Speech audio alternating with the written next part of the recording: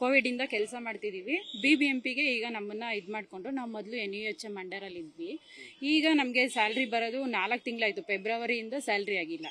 ಫೆಬ್ರವರಿಯಿಂದ ನಾವು ಕೇಳ್ಕೊಂಡು ಬರ್ತಾನೆ ಇದೀವಿ, ಎಲ್ಲಾರ್ಗು ಹೇಳಿದೀವಿ. ಆದ್ರೂ ಇದುವರೆಗೂ ನಮಗೆ ಸ್ಯಾಲ್ರಿನ ಬಿಡುಗಡೆ ಮಾಡಿಲ್ಲ. ಮನೆಯಲ್ಲಿ ತುಂಬಾ ಕಷ್ಟ ಆಗಿದೆ ಸರ್. ಮನೆ ಮಕ್ಕಳಿಗೆಲ್ಲ ಅಡ್ಮಿಷನ್ ಇದೆ. ಅಡ್ಮಿಷನ್ ಮಾಡಕ್ ಆಗ್ತಾ ಇಲ್ಲ. ನಮ್ಮ ಕೈಯಲ್ಲಿ ತುಂಬಾ ತೊಂದರೆ ಆಗ್ತಾ ಇದೆ. ಸ್ಯಾಲ್ರಿನೇ ಬಿಡುಗಡೆ ಮಾಡಿಲ್ಲ ಇದುವರೆಗೂ.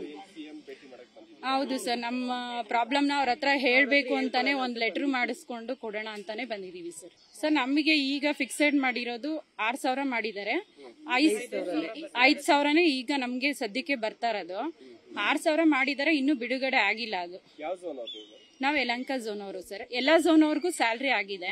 ನಮ್ಮ ಯಲಹಂಕ ಝೋನ್ ಅಲ್ಲಿ ಮಾತ್ರ ಈ ತರ ಯಾವಾಗ್ಲೂ ಪ್ರಾಬ್ಲಮ್ ಆಗುತ್ತೆ. ಎಷ್ಟೊಂದ್ ಸಲ ಹೋಗಿ ಮೇಲಧಿಕಾರಿಗಳಿಗೆ ಹೇಳ್ತಾನೆ ಇದೀವಿ, ಆದ್ರೂ ಅವರು ನಮ್ಗೆ ತಲೆ ಕೆಡಿಸ್ಕೊಳ್ತಾರೆ.